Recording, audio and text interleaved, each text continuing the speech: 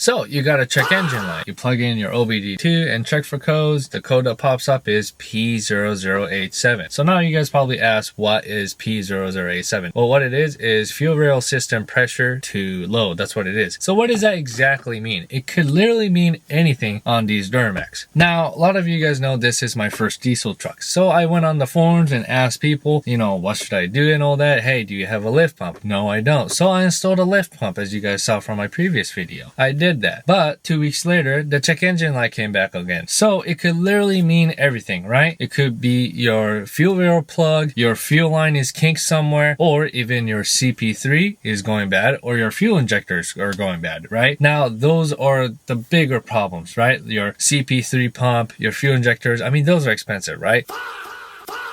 So you want to start off from somewhere cheap. So now, well, I did the big part. One of the big part, I should say, is installing a lift pump on this truck. So shout out to Fast Fuel System, a no drop series. So make sure you guys go check that video out. So the next step that I decided to do is one of the cheaper method. And this right here, guy, is PPE race fuel valve. And it is only 25 bucks online, which is really cheap, simple, easy to install. So today, guys, I'm going to be showing you guys how to install this bad boys. All right, so fuel pressure relief valve is located back here. It is very, very hard to see. Can't really film it, but the first thing I'm gonna do is take off this glow plug module. So that's what I'm gonna do. After that, you are gonna remove two 10mm bolts, which is one right there, and then other one is down that side. So let's do that. All right, and I'm gonna remove this wire too because I can't really get to the bolt. So to do that, pull this lever down here, pull it out like this way, and then it should come out. There you go, and that's out. And then get that 10mm bolt out too on the side. All right, next up, we're gonna take that bracket out that's held on with 4 12mm bolts. So let's remove that.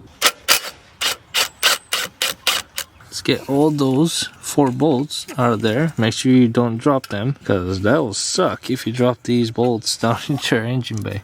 So yeah, all right, after that, that backing plate should come out. Before I take the bracket out, I forgot to take this 10mm bolt out, so let's do that.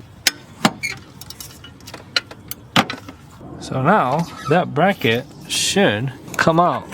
Just gonna have to wiggle this thing out. There you go. That's out.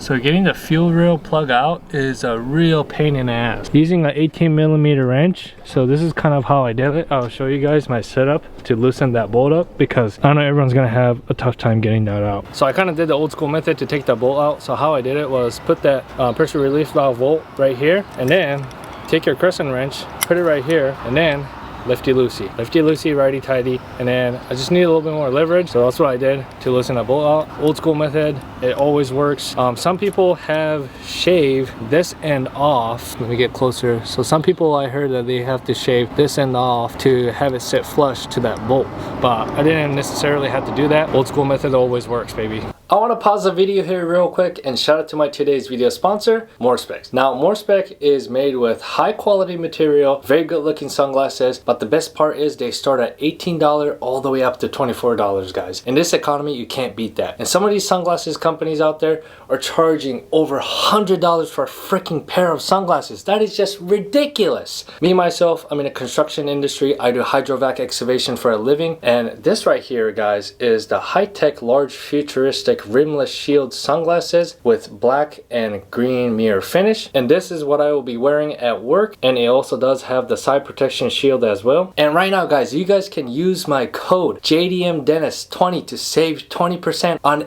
any MoreSpec sunglasses that you purchase. And also, guys, if you spend over $50 on their website, it is free shipping. Thank you, MoreSpec, for sponsoring today's video. Now, guys, back to the video. So a lot of you guys are probably asking me, well, if you already know the problem is your CP3 pump or possibly your injectors, why are you not replacing that first? Well, let me explain it. CP3 pump costs roughly around $1,200, and your injector costs roughly around anywhere from $3,000 to $4,000, which is a lot of money, right? And you just don't want to keep throwing parts in your truck. Now, a lot of people told me to throw a lift pump first because I didn't have a lift pump. This is a completely bone stock truck. And a lot of people told me first thing to do is throw a lift pump on, and yeah, it did help for 2 weeks, but then check engine light unfortunately came back. And a lot of people told me that next step, if that comes back, a lot of time it helps is the fuel rail plug. The stock fuel rail plug over time will worn out, and then it's like a spring in here, like a really hard spring in here. Now let's say you give a little throttle to your truck, you floor on it, right? And there's a vehicle in front of you, you want to go around, but then you slow down, so you let off the throttle. Then once you go around, you step on the throttle again, right? That's called a pressure spike. And what happens is this valve, what happens is it opens and closes, right?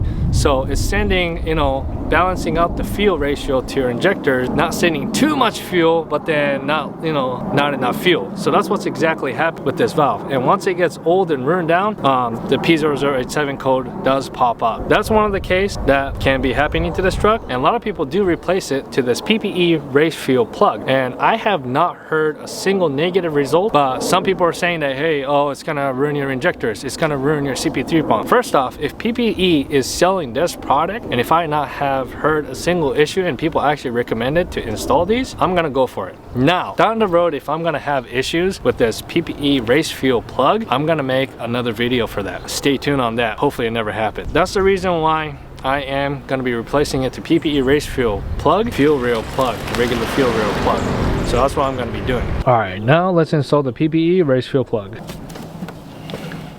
Now after you install that, you torque that down to 74 foot-pounds. And I'm going to be honest with you guys, I really couldn't tighten it down with a torque wrench or anything because it's such a tight space in there. I couldn't get my socket or anything. Only wrench will work with these jobs. An 18mm wrench will work. So yeah, I just hand tightened the shit out of it, and then yeah, call it a victory, I'll say. I mean, it does have the gasket seal, so it shouldn't leak, right?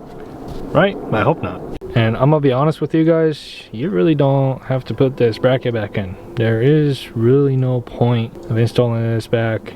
I really don't know why manufacturer decided to put this bracket. I mean, there has to be a reason, but I can't really think of. I mean, it really doesn't do anything. So yeah.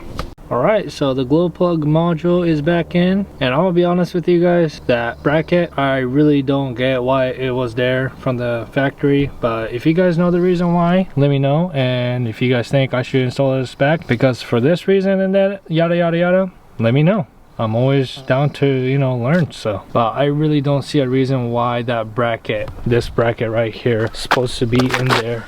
So yeah, just check it out for now. Well guys, I do have bad news. The check engine light is unfortunately back, which I kind of knew that's what's going to happen.